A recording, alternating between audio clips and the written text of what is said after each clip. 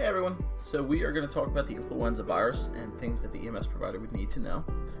You guys all know me, this is Scott, and I am one of the FTOs here at Susquehanna Valley EMS. So some objectives we have for this Con Ed. First we're going to discuss the prevalence of the flu, and specifically kind of as that pertains to the communities we serve. We're going to analyze a little bit of pathophys, nothing too crazy, and we're going to talk about how it pertains to disease presentation and things that are done for treatment. And then lastly, we are going to identify the different types of PPE that are used by healthcare providers, and specifically different ways that EMS providers can use that PPE to kind of maintain safety. So epidemiology, and what we're talking about here is kind of how this disease presents in the community at large. So about 5 to 20% of the population at large will be affected by the flu. That is pretty much, that number works across all populations. So I know there's kind of a bit of a range in that.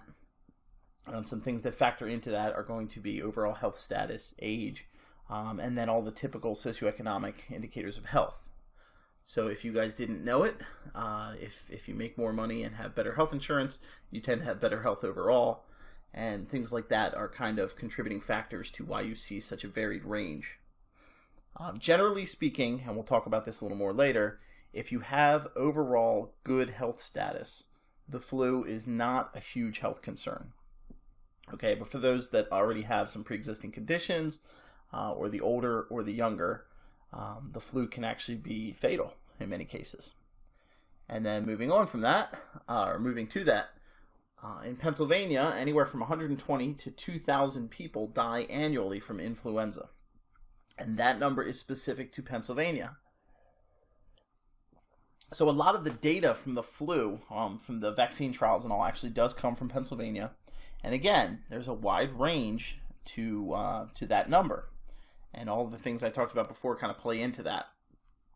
You'll see about 60,000 across the entire United States die annually from influenza.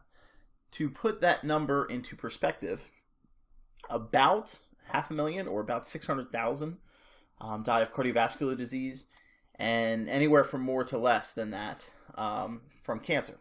Okay, so about 600,000 a year die from either cardiovascular disease or cancer.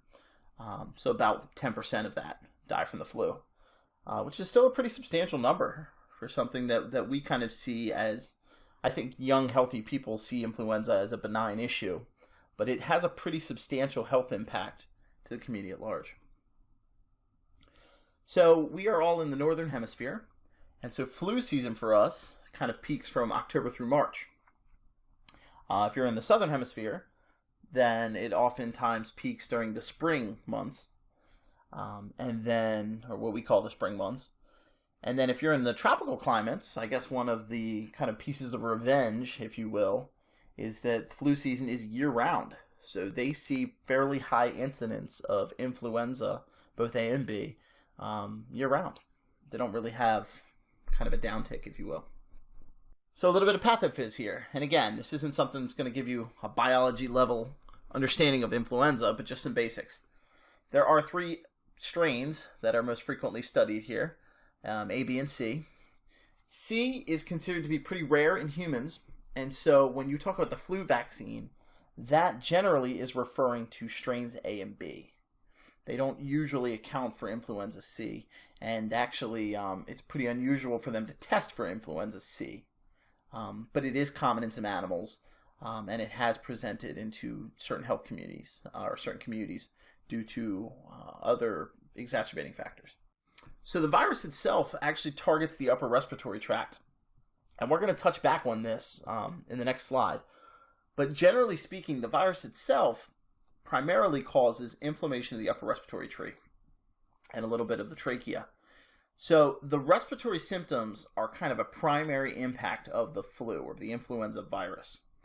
Okay, and everything else really is actually primarily an immune system response.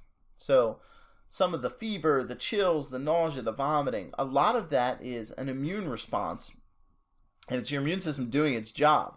The unfortunate side effect of that is sometimes we have these global signs and symptoms that can be kind of confounders, or they are just, frankly, generally unpleasant.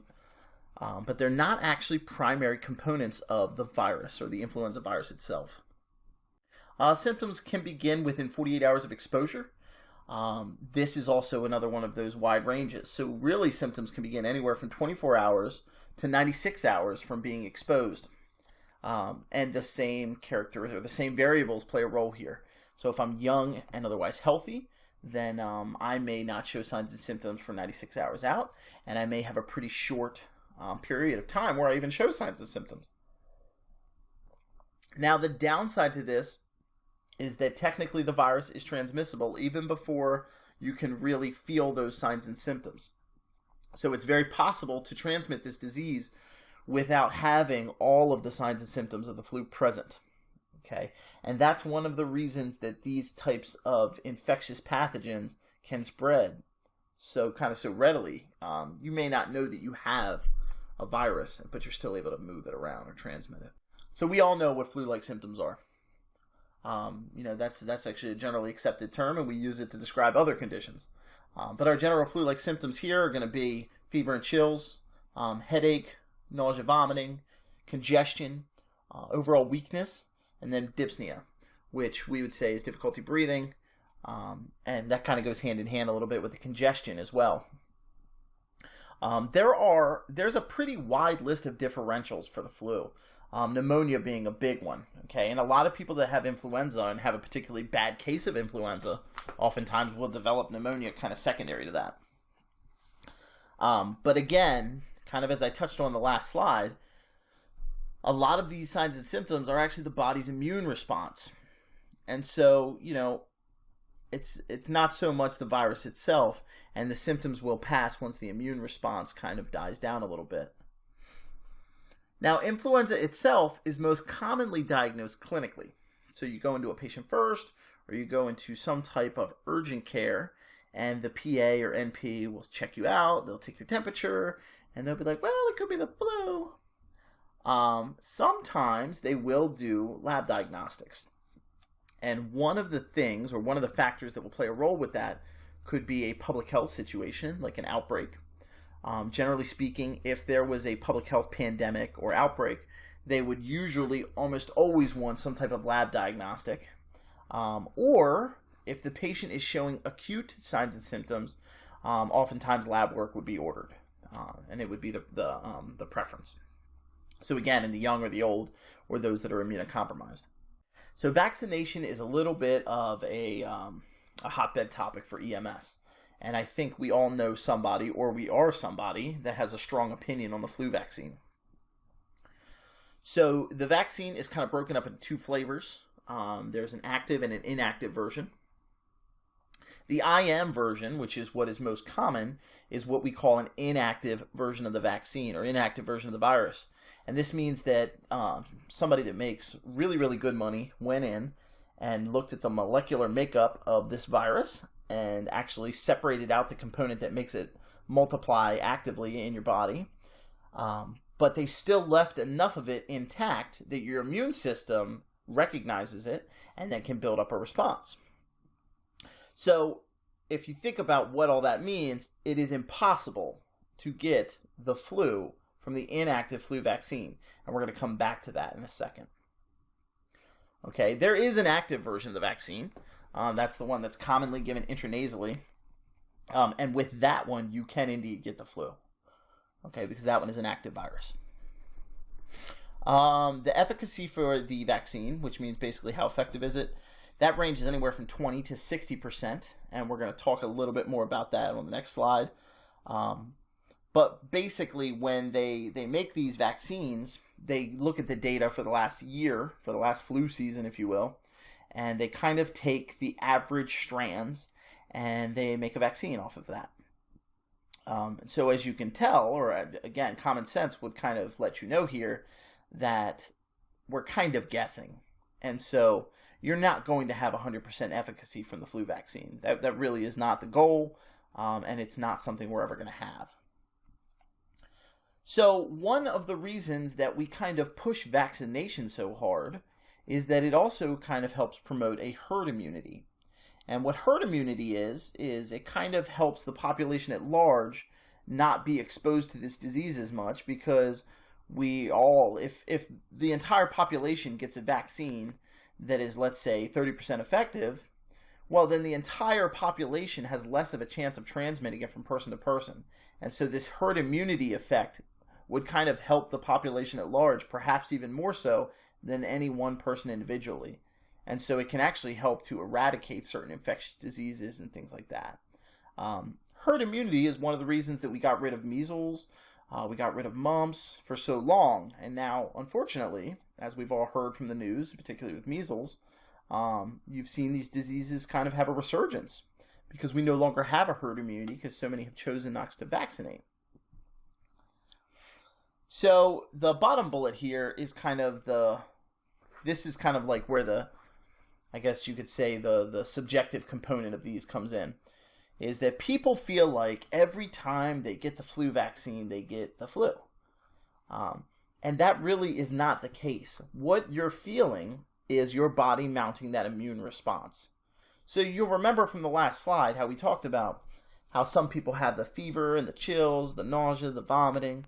And I mentioned that really the virus, it primarily affects the tracheobronchial tree and doesn't generally primarily cause a fever. So all of that stuff could still be present even with an inactive version of the vaccine, because all of that stuff is your immune system mounting a response. So basically, if you get a fever and some chills for a few days after the vaccine, that means it's working. That means your immune system has identified that vaccine as an invader and it developed an immune response. And the fever and a little bit of the congestion, the sniffles, that's all part of that.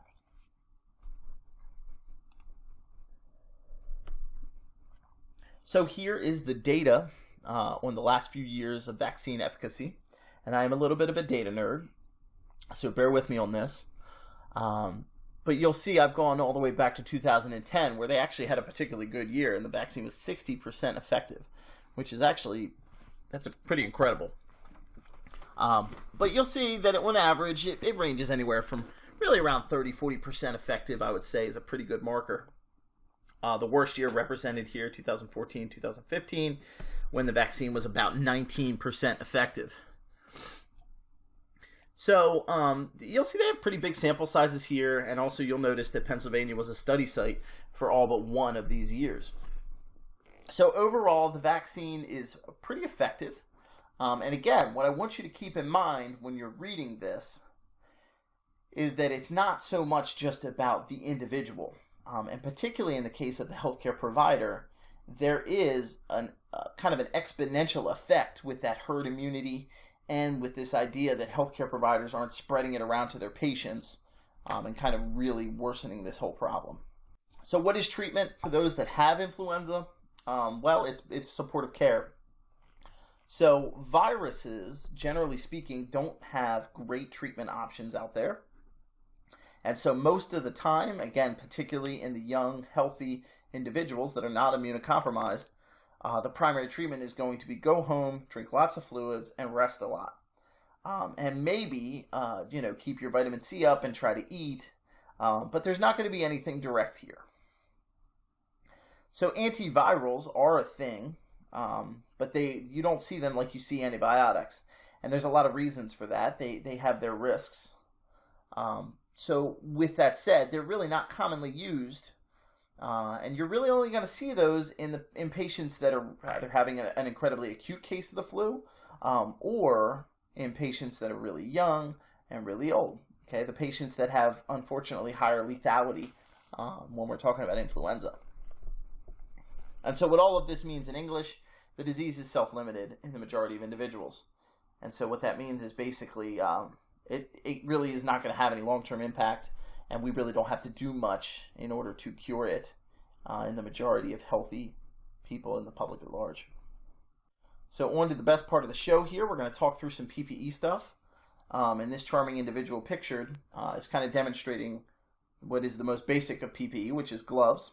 And actually, to be specific, what you see here are actually sterile gloves. That's why they're a little tighter and they look a little thicker. So gloves clearly should be used on all calls. I think that's kind of a basic understanding of EMS providers.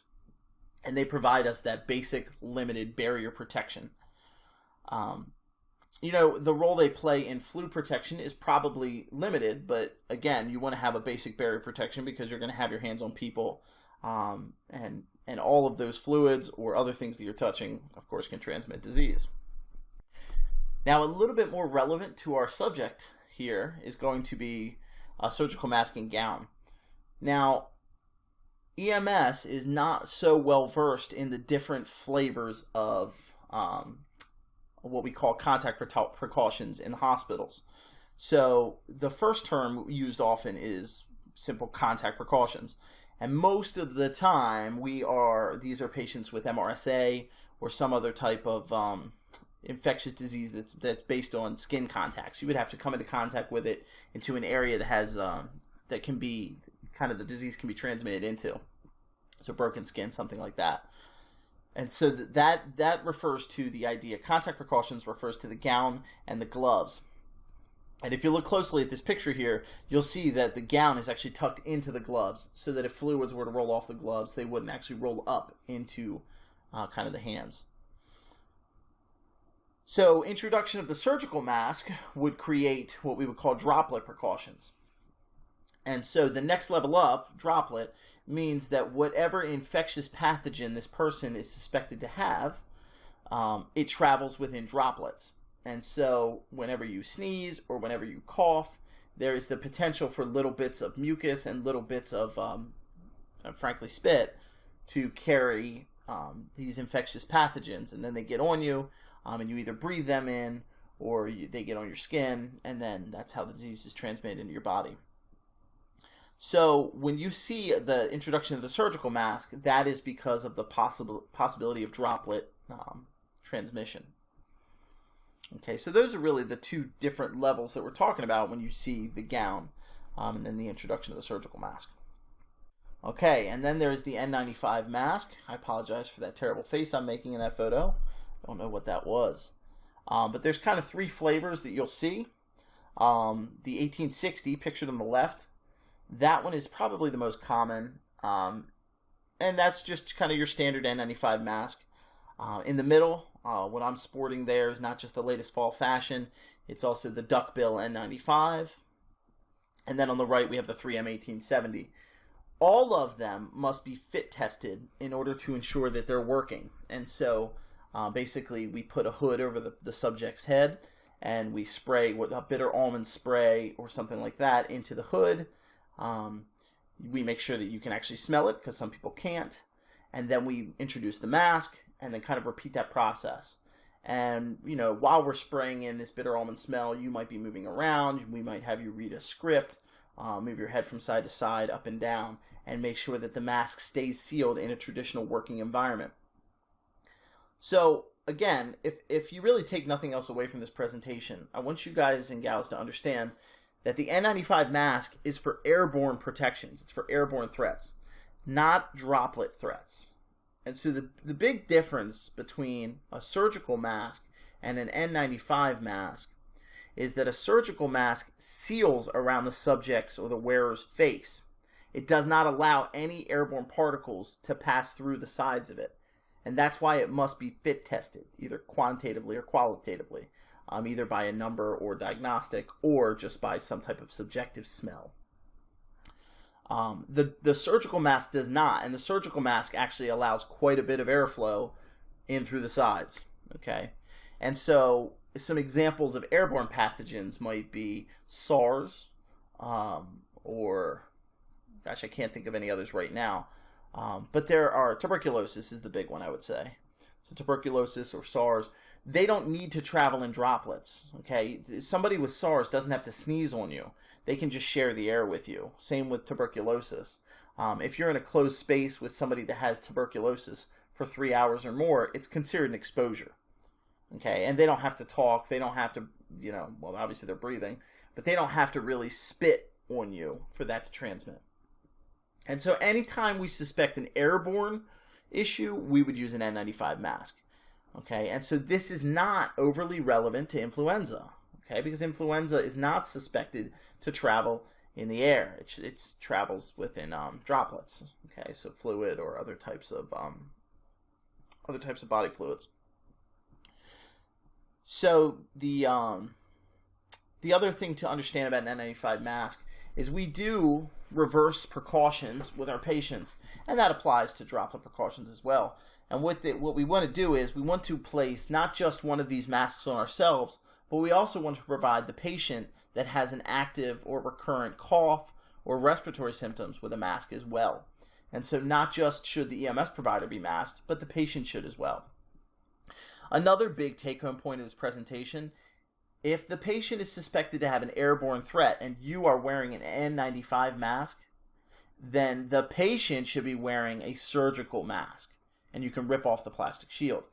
Okay? But if you provide the patient with an N95 mask, a lot of the prevailing literature actually finds that it causes a buildup of droplets within the mask and creates a higher infection risk.